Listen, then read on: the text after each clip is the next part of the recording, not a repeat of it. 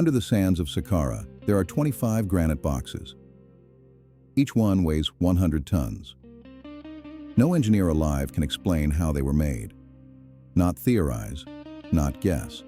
Actually explain, with tools, with math, with a method that works. They can't. And that's just number one. Today we're going through 7 real objects from ancient Egypt.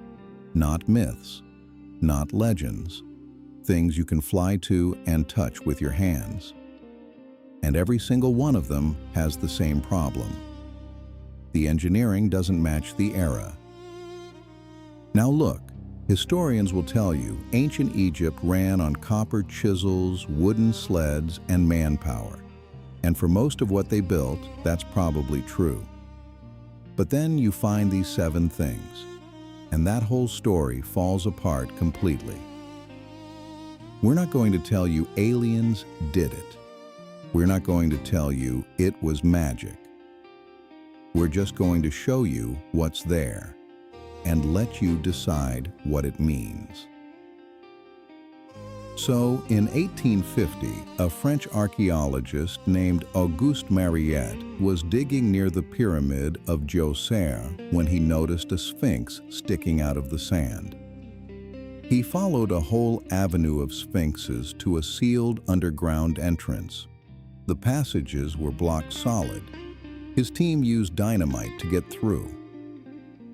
What they found inside was a long tunnel system cut directly into limestone bedrock, and running along both sides of the main corridor, 25 enormous boxes made of black and rose granite. Here's the size of these things. Each box, 4 meters long, 2.5 meters wide, 3.3 meters tall. The lid alone weighs 30 tons. Total weight per box, close to 100 tons. I mean, think about that for a second. That's a fully loaded freight train car, sitting in a tunnel so narrow 2 people can barely pass each other. Now, the official explanation is that these were coffins for the sacred Apis bulls. No bull remains were ever found inside any of them. What was found? Nothing. Empty. Vacuum sealed. Here's the part that keeps engineers up at night. A guy named Chris Dunn spent 49 years in high-precision manufacturing, aerospace components, turbine parts, things where 1/1000th of an inch means the whole thing fails. He brought industrial gauges into the Serapeum and measured the interior surfaces of 2 of the boxes. Flat, to within 2/10,000ths of an inch. The corners hit 90 degrees exactly. The radius at the internal edges, 4 millimeters. So he contacts a U.S. manufacturing company and asks what it would cost to replicate 1 box from a solid block of granite. Their answer, even with unlimited budget, they'd have to build it in 6 separate pieces. They couldn't do it as a monolith.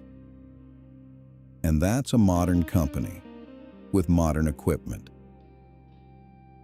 The ancient Egyptians quarried these from Aswan, 800 kilometers away, then moved them into tunnels where there's no room to maneuver, no room for levers, no hydraulic equipment, and seated them with millimeter precision. Nobody has fully explained how. One unfinished box still sits in the middle of a passage. The workers just stopped, left it there, and never came back. And here's something that doesn't get talked about enough. The rough hieroglyphics scratched on the outside of the boxes. They look like they were added later, by someone else. The carving style is completely different from the mirror finish inside. 2 different hands, possibly 2 different eras. If you've ever stood in front of something ancient and felt like something didn't add up, drop a comment below. Which site was it? I genuinely want to know. In 2017, a team of physicists pointed cosmic rays at the Great Pyramid. The technique is called muon tomography. Muons are particles that rain down from space constantly. They pass through stone the way X-rays pass through flesh, but they slow down in dense material. By mapping where they slow down, you can see the shape of what's inside. And they found a chamber, at least 30 meters long, sitting directly above the Grand Gallery. No entrance, no door, no tunnel, no stairs, sealed on all sides by solid stone. Think about what that means. We've studied this building for centuries. We have satellite imaging, we have ground-penetrating radar, and we just found a room the size of a passenger jet that nobody knew existed. We still haven't been inside it. You can't get in without damaging the structure, so we're sitting outside looking at it with cosmic rays and writing papers about it. The standard answer is, we need more data. Egyptologists say it was probably a stress-relieving void, something the builders left intentionally to stop the structure from collapsing. Maybe. But here's the thing. Other researchers, not YouTubers, actual structural engineers, they point out the pyramid doesn't need a void there to stay standing. It's been standing for 4,500 years without it doing anything obvious. What it does do is sit at the exact center of the pyramid's mass distribution, right where you'd put something important if you were building more than a tomb. We don't know what's in there. We can see it. We just can't get to it. The Temple of Hathor at Dendera has a problem that nobody has fully answered. In the underground crypts, rooms carved into the bedrock beneath the temple, the ceilings are clean. No soot, no carbon, nothing. Now here's why that matters. Every other ancient underground space that was used by humans with torches shows blackened ceilings. The Valley of the Kings, the catacombs of Rome, the painted caves at Lascaux. Carbon stains everything, and it stays for thousands of years. Dendera's crypts, clean stone, intricate painted reliefs, no trace of smoke. So either those rooms were never used, which doesn't make sense given the quality of the paintings, or they were lit by something that doesn't produce soot. There's also a relief on the crypt wall that's been argued about for over a century. It shows an object that electrical engineers say looks like a Crookes tube, the early precursor to the light bulb. Elongated bulb shape. A cable leading to what looks like a power source. A filament inside in the form of a snake. Egyptologists say it's a lotus flower. In the 1990s, a German engineer named Walter Garn built a physical model based on the relief. When he connected it to a low-voltage current, it produced a stable plasma discharge. Purple light. No heat. No combustion. Now, I'm not saying that's proof of ancient electricity. What I'm saying is, it's a shape that happens to function like a light source when you run current through it. Make of that what you will. But the ceiling is the harder thing to argue with. Outside Aswan, there's a piece of granite that never became anything. It cracked during quarrying and was abandoned in place. If it had been completed, it would have been the largest obelisk ever carved. Weight estimate around 1,200 tons. Now, look at the marks left on the stone where the work stopped. They don't look like chisel marks. They don't look like hammer work. They look like someone dragged a smooth, curved tool through the granite and pulled it away in scoops. Long, clean, curved gouges in one of the hardest natural materials on Earth. No hand tool makes that mark in granite. Not a copper chisel, not a stone hammer, not a bronze pick.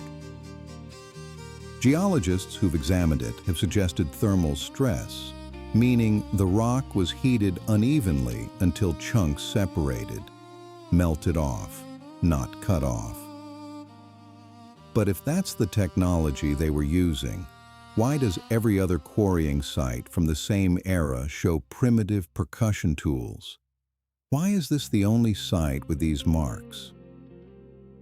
Either there's an explanation nobody's found yet, or the people who made these marks were not the same people who kept building after. Heracleion was a city that historians mostly thought was a myth. Ancient sources mentioned it. Herodotus wrote about it, but nobody had ever found it. In the year 2000, underwater archaeologist Frank Gaudio found it, 30 feet below the surface of the Mediterranean, off Egypt's north coast. And what he found wasn't ruins. It was a city. Statues standing upright on the sea floor, 15 feet tall, perfectly preserved, still in position, like they'd been frozen mid-afternoon on an ordinary day. The city didn't erode into the sea. It dropped. Geologists call it liquefaction. During a large seismic event, saturated ground loses its structural integrity and behaves like liquid. Everything built on top of it sinks, intact, straight down. It probably happened in minutes.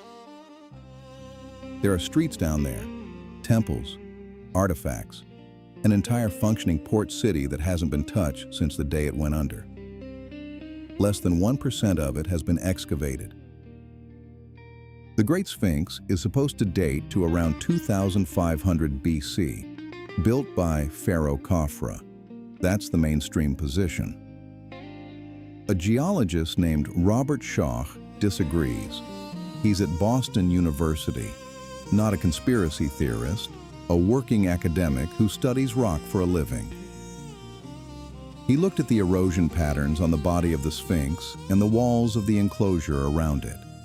And the damage isn't from wind and sand. It's vertical, flowing channels carved downward through the limestone. That pattern comes from rain, heavy, sustained rainfall over centuries. The last time Egypt had that kind of rainfall was around 10,000 BC. If Schoch is right, the Sphinx is at least 7,000 years older than the pyramids, built by a civilization that has no name in the history books, a civilization that existed when the Sahara was green, before it dried out and became the largest desert on Earth. Egyptologists push back hard on this. Their argument is that wind erosion can sometimes produce similar patterns. Schoch says they're wrong, and he's a geologist, and they're not. The argument is still going. Both sides have credentials. Neither has fully convinced the other. But here's what's not in dispute. The erosion is there. The cause is what nobody agrees on. In 1933, a researcher at the Vatican Museum came across a papyrus from the reign of Thutmose III, one of Egypt's most powerful military pharaohs, who ruled around 1450 BC. The document describes something his army witnessed. Circles of fire in the sky, silent, appearing in large numbers, brighter than the sun. The army watched them for days as they moved overhead. Then they climbed higher and disappeared. Thutmose III had it recorded, officially, on papyrus. That ended up in the Vatican. Now skeptics say it's a mistranslation, or a meteor shower that got misunderstood. But here's the problem with that. The Egyptians were the most sophisticated astronomers of the ancient world. They tracked planetary cycles across centuries. They built temples aligned to stars that hadn't risen in their positions for thousands of years. They could calculate a solar eclipse before it happened. These were not people who watched a meteor shower for several days and thought it was something strange. Whatever they saw, they thought it was important enough to document formally, in a culture that recorded everything. The original papyrus's location is disputed. The text survives in translation. 7 objects, all real, all documented, all physically accessible. And here's the pattern that nobody in the textbooks wants to talk about. The oldest things are the most precise. The newer you go, the cruder the work gets. That's backwards. We're taught that civilization moves in a straight line upward. Knowledge accumulates. Tools improve. Things get more sophisticated over time. In Egypt, that line goes the other way. The earliest structures show tolerances we can barely match today. The stuff built 1,000 years later looks rough by comparison.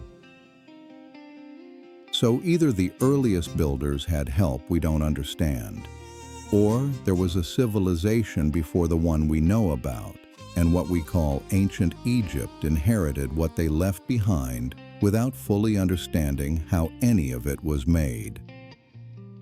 Neither option fits the textbooks, but both of them are sitting there in the stone, waiting for someone to figure it out. What year were you born, and where are you watching from? Drop it in the comments. I want to see how many generations are trying to solve this together. If something in this video made you look something up or made you question something you thought you knew, hit like. That's the whole point of this channel. Subscribe if you want to keep going. Next video goes somewhere most channels won't touch. Real documented evidence. No theory padding it out. Just the thing itself. The history we learned in school isn't wrong. It's just incomplete. This is Anomaly Archives.